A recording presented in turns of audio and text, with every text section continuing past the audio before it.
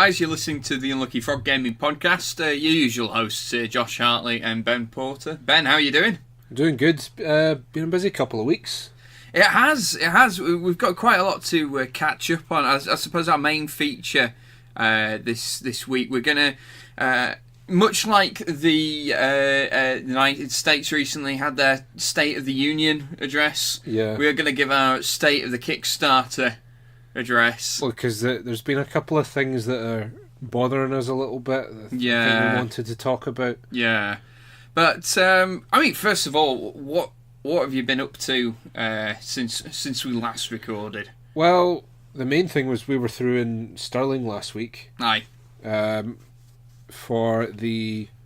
I guess it was it was supposed to be Shadespire organised play. Mm-hmm. But it became a Shadespire friendly, I guess you could call it. Yeah. So there's just a group of four of us playing Shadespire. It was good fun, and it was nice just to play against some people that I haven't played against. We had a big multiplayer game. I think you've gotten over my betrayal. Yeah, I think. Well, I feel like my little Age of Sigmar victory made up for it. That's true. You did wipe me and Scott off the face of the earth in Age of Sigmar as part of our campaign. We kind of... So what happened was we were playing... It was a cool little scenario, actually. Is it from the Fire Slayers book? Yeah, so it's one of the things that they've been doing with... They call them battle tomes now. Mm-hmm. Because 40k it's codexes. Mm-hmm. So Age of Sigmar has battle tomes, because that sounds very medieval. Also copyrightable. Correct. Which may or may not have been a motivation. Yep. But so one of the things they've been doing with all the battle tomes for Age of Sigmar is that they come with 2 or 3 battle plans, which scenarios to the wargaming veterans out there, and they recreate specific battles and scenarios that showcase the strengths of that army, are just in fitting with their fluff. Yeah, and in this particular one, it was almost like a dungeon crawl. All your forces started at one end of the table, and then if you imagine there was like an imaginary wall between like the end tile and the middle tile. And you had to sort of snake your way around, and me and Scott would allocate which ones of our forces would pop out where. So it was a really cool scenario. Your objective was to kill our general, the sort of end boss, and you did this by popping up some shooty guys, right at the end, just to assassinate him. Yeah, they're called Auric Hearthguard. Shooty naked dwarfs is how I think of them. Absolutely. And so one of the rules with the Fire Slayer army is that there's a priest that you get called a Rune Smiter, which is basically the Fire Slayer's version of like a Rune Lord or a Rune Priest, and he can pick one unit in the army, and they can come up in any movement phase of the controlling player's choosing, anywhere on the board, as long as they're 9 inches away from an enemy unit. And the rule's called magmic tunneling, and it basically represents the Rune Smiter boring a hole through the earth. Nice. And bursting his way up and allowing... shouting, "Surprise, mother!" Yeah, as soon as he props up. Yeah, which was good. And judging by the looks in your faces, I think it was a bit of a... Yeah, we kind of forgot about them. Yeah. But it wasn't to say that it wasn't without our own minor victory. Scott and I had a secret mission in the campaign to kill the enemy general, and kill the enemy general we did, with the aid of... the Death Star laser and a Banshee. Yeah, just screaming him to death. Just a wee Michael Jackson scream to finish him off. Yeah. Yeah. But it was a good game, though. Good game. We've got another one lined up. Yeah, we've been matched again, haven't we? Yeah, so we'll let you know how that one goes. And that we will be using the malign portents Yes, rules? I think we're going to wait for the new malign portents to come out before we have that battle. Yeah. So we'll let you know what we think of them. Hopefully they give Death a little bit of a boost. Oh, they will. I think there are specific rules for playing in the Realm of Death. Right. But then there's generic stuff. The malign portents themselves. The idea is that wizards and priests who are more receptive to the things going on in the ether, as it were, can actually interpret these omens, and it has an effect on the battlefield, which is a really cool idea. Yeah, it's neat. Yeah. So looking forward to that.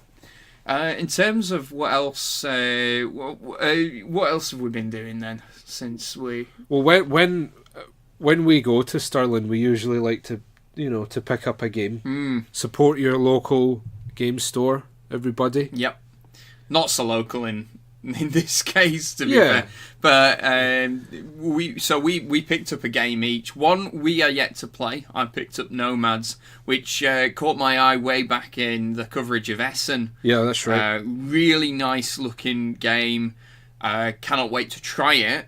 But you picked up possibly the critics' choice of, well, last year and this year. I think in some regions it released in January 2018. But it's been out 2017. It came out for the UK. Fog of Love. Yes. So this is the game that critics are currently gushing over, and in it you roleplay through a relationship.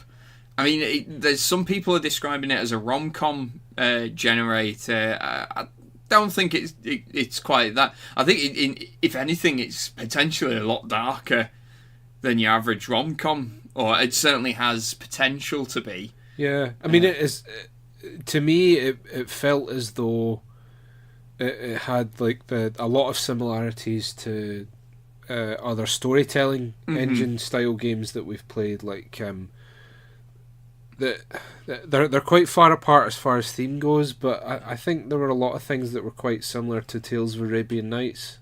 Yeah, it's an interesting comparison to draw on, but I know where you're coming from.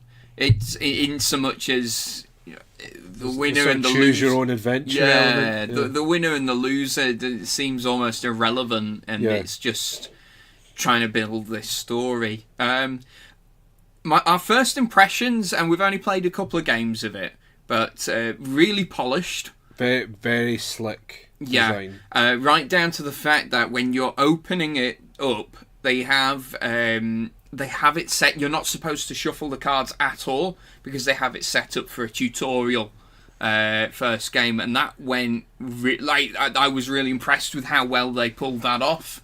I've heard of other games doing it, but this is the first time I've actually seen it myself, and it gets you really up to speed with how the game works. That being said, would never want to go through the tutorial again. No way. No, because we both said that it's one of these things like the first dozen cards or so that you go through. Like, oh, this is really cool. This is a good way to introduce the game. By the time you're at 30 plus, you're just losing the will to live. It is a very, very long tutorial. Yeah. But it does what it needs to do, as in it teaches you how to play the game. It does, but at the same time, I feel like this is one of the complaints that people have been making of Japanese video games when they were still in their slump, before obviously Breath of the Wild and Super Mario Odyssey and all that. The hand-holding. Because it diminishes the joy of discovery.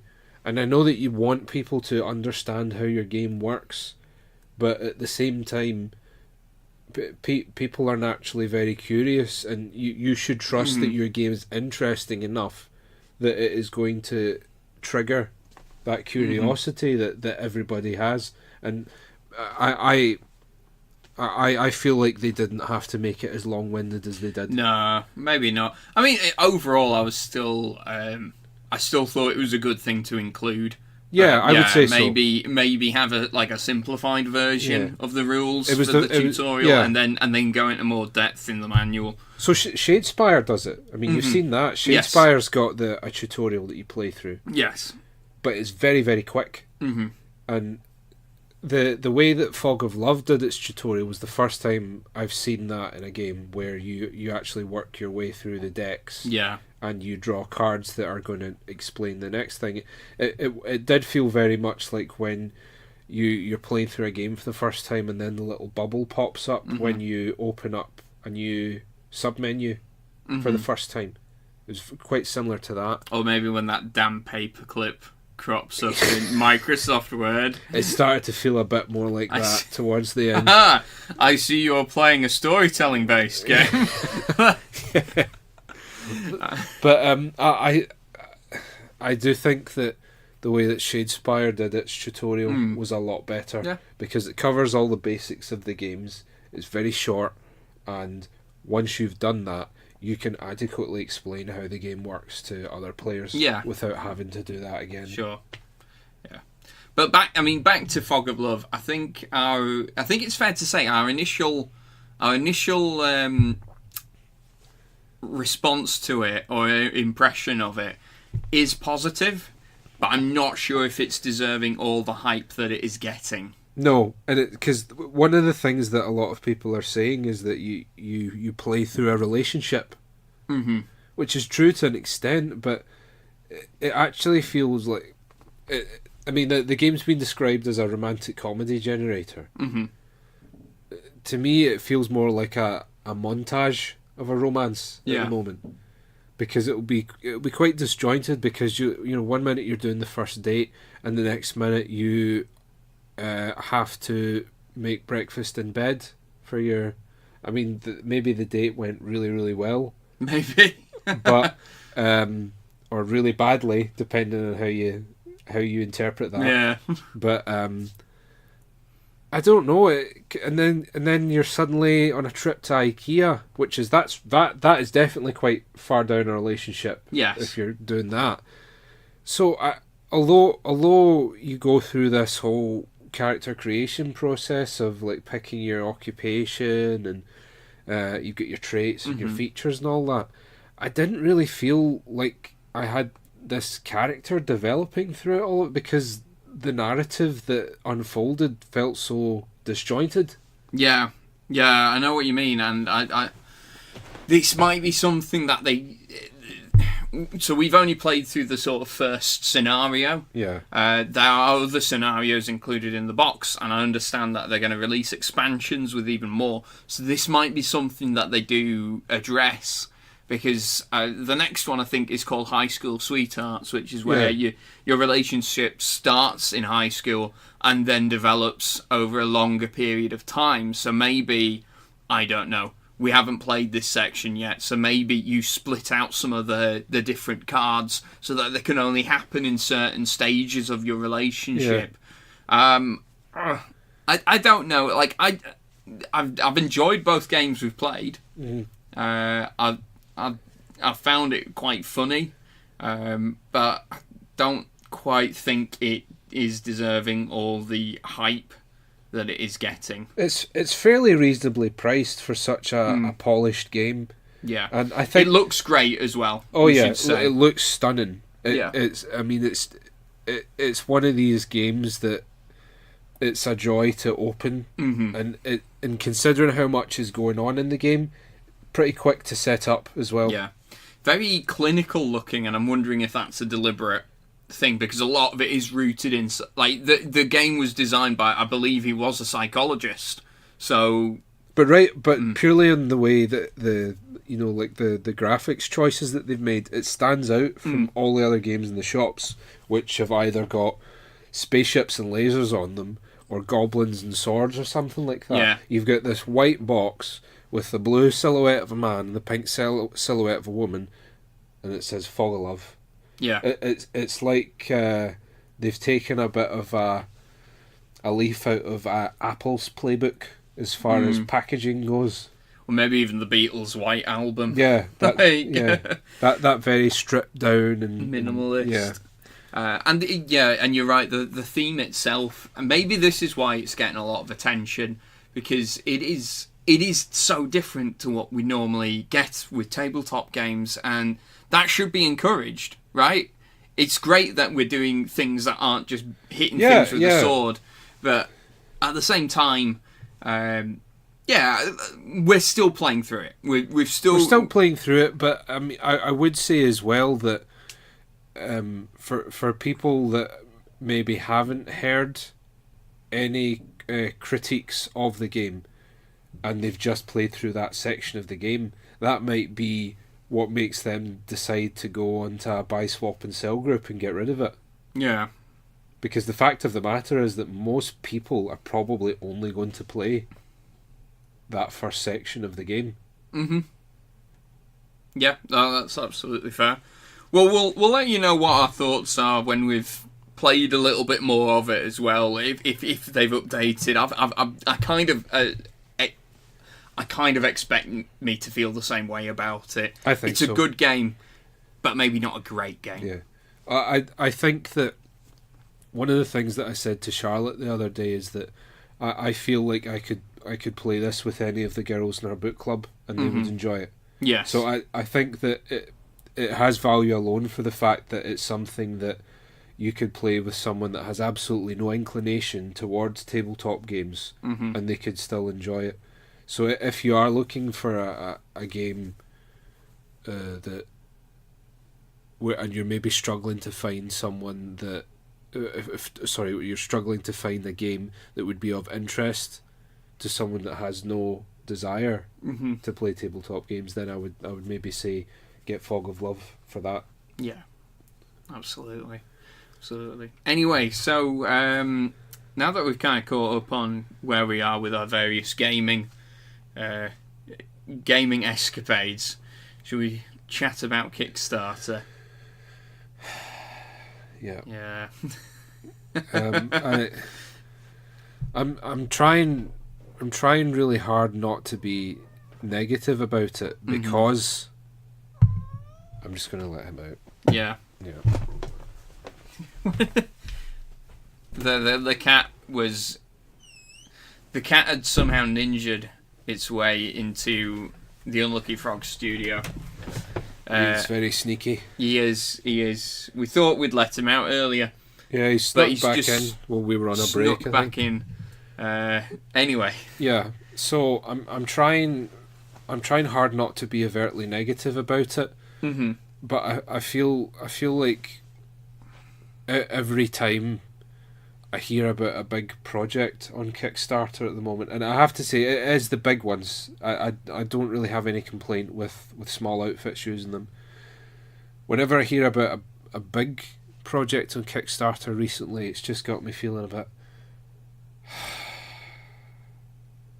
So when you say big project, I mean, what companies are we talking about here? Specifically, Cool Mini or not, and to some extent as well, Monolith. Yeah. Because one of the things that's become an increasingly popular and for me worrying trend is the Kickstarter exclusives. Yeah. The big one recently was it Cool Mini or not who did Hate? Hate I think has just finished. It smashed all its goals. Yeah, as predicted, as foretold. Yeah.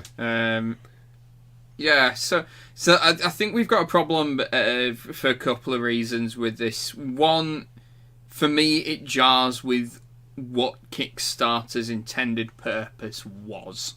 Yeah. To me, Kickstarter is supposed to be about, small startups, small companies, individuals who have this creative project that they want to get off the ground, but it's a way of raising funds for that. Yeah. Right.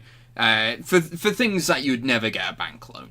I mean, the thing is, we've seen some amazing stuff from Kickstarter, because the fact of the matter is that it's big companies that have pushed people into Kickstarter, because big companies just don't want to take risks on new ideas. Yeah.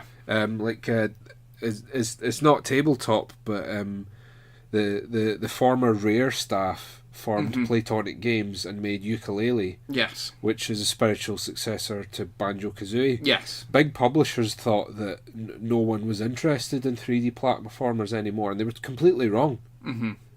But they just look at spreadsheets. Yeah, exactly. So that's one problem, and I suppose another problem we have, and we talked to Steve from Common Ground Games about this in the upcoming episode with him. It's quite interesting hearing the retailer's perspective on it all as well. Yeah. But it's the fact that particularly with Kickstarter exclusive games, right? Everyone goes and gets it if they're interested, but then no community's fostered. There's no further support for competitive play, organised play, expansions, that sort of thing, and it just stagnates and dies. It's counterintuitive to tabletop gaming as well, because if you start bypassing the retailers, and this is for me where it becomes a really worrying trend. If you start bypassing the retailers and people are just buying games through Kickstarter all the time. Mm-hmm.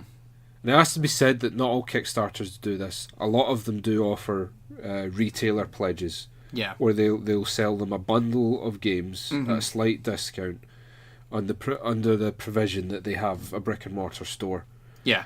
So it does mean that you can go in with your copy, or you can go in and buy your copy, and you can meet a group of folk that also want to play that game, and it is furthering that sense of community.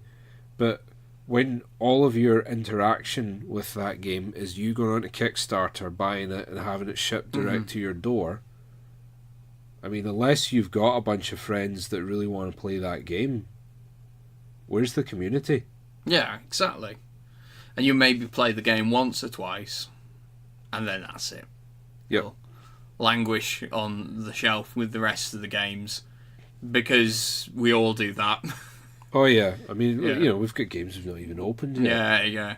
So, that's our concern, and it was really interesting actually. I think I've mentioned this before, but let's see, last year when Fantasy Flight were releasing Twilight Imperium 4th edition, they had the documentary up on YouTube about the making of Twilight Imperium 4th edition, and within that they actually talk about funding it through Kickstarter. Because they waived that as an option, didn't they? They did. They came to the conclusion that Kickstarter was not designed for companies like Fantasy Flight, which I actually kind of admire them for coming up with that assertion. Fantasy Flight, I think, are a pretty good company on the whole, but they are one of the big boys of the industry, and they acknowledge that. And I kind of think, like, cool mini or not, you're in that league now, and why? So one of the things that Duncan from Tabletop Scotland pointed out to me the other night was that the only games that Cool Mini are not put onto Kickstarter are the ones that have minis in them. Mm-hmm. So the Bloodborne card game, that just went straight to retail. Mm-hmm. And the excuse that they come up with for putting these games on Kickstarter is that as soon as you factor in minis to a game, your production costs skyrocket. They do. But in any other industry, right? The business itself has to take some risk with particularly any manufacturing business, right? Yeah. You're making something. The business takes on a bit of a risk. They have to make the product before they sell it. You have to pay for machines. And if it doesn't work out, then you've made a miscalculation there. By using Kickstarter, I get why they're doing it. It completely mitigates the risk. You're effectively selling your product before you've even gone to the gone to the manufacturers to make it. Yeah. So for a fact that, okay, we've sold 50,000 units. It's going to cost us X much to make, and we're going to make Y profit on it. So I completely understand why they're doing it. I just think it undermines the the mission statement, what the whole yeah, purpose of Kickstarter. Yeah, I mean the methodology, the logic behind it makes perfect sense. But you're absolutely right. Why should you be absolved of taking that financial risk? Yeah, exactly. It's not just Cool Mini or Not that do this. To be fair, we have. Mantic do this regularly, and they use the same reasoning that they've said that they would love to go direct to retail, but the financial risks are too high. That's just what they've said. For the record, neither of us have worked on the inside of the gaming industry. No, I'm fully willing to accept that there's maybe others factors at play that we've not considered. But that being said, there is no excuse for making your project Kickstarter exclusive. Yeah. There just isn't. And it's not just, it's the new Batman game. Is that Kickstarter? So what they've said, the reason that Monolith have said that the Batman game is going to be Kickstarter exclusive is because it would be too expensive for them to retail it. Huh? Well, I know. It to me, it's complete nonsense because, first of all, again, I will disclaimer this by saying I have not played the game. Yeah. But I know people who have, and they say that it's just a reskin of the Conan game, right, which retails for £90. Okay. So, but they're both licensed games. Obviously, the Batman license is probably costs a bit more. Fair bit more. But the same time, can you imagine if Games Workshop said that? Their whole business model works around. Right, we've created this really big, massive scale game. So what we do is we just sell it to people in little pieces. Mm-hmm. So you change the business model, or you scale it back. Yeah. I don't know. It would be really interesting, actually, to hear the point of view of one of these larger companies, like Cool Mini or Not, or Monolith. Yeah, so if you are from one of these larger companies that uses Kickstarter, like Cool Mini or Not, or Monolith, we'd love to hear from you. Yeah. Or better yet, we'd love to have you on the show, and we'd love to talk to you about Kickstarter and your motivations for using it, the pros and cons. Yeah, absolutely. But anyway, I think with that, shall we draw this week's episode to a close? Yeah. So little early finish. We're gonna slack off a little this week, but we've got some great episodes coming up. We took the laptop up with us to Stirling to Common Ground Games, and we've got Steve, the owner, on with us, chatting about the process of getting Common Ground off the ground, and just his story with tabletop gaming. Yeah. And of course, many more in the futures. But for now, thanks for listening, guys, and we'll catch you next time. Ciao.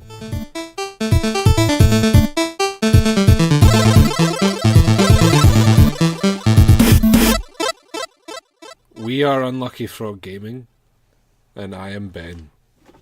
Be sure to follow us on Facebook and Twitter. Just search for Unlucky Frog Gaming. You can also show your support by giving us money through the Unlucky Frog Pod Pledge and Patreon. And be sure to check out our website, unluckyfrog.com, to find out more.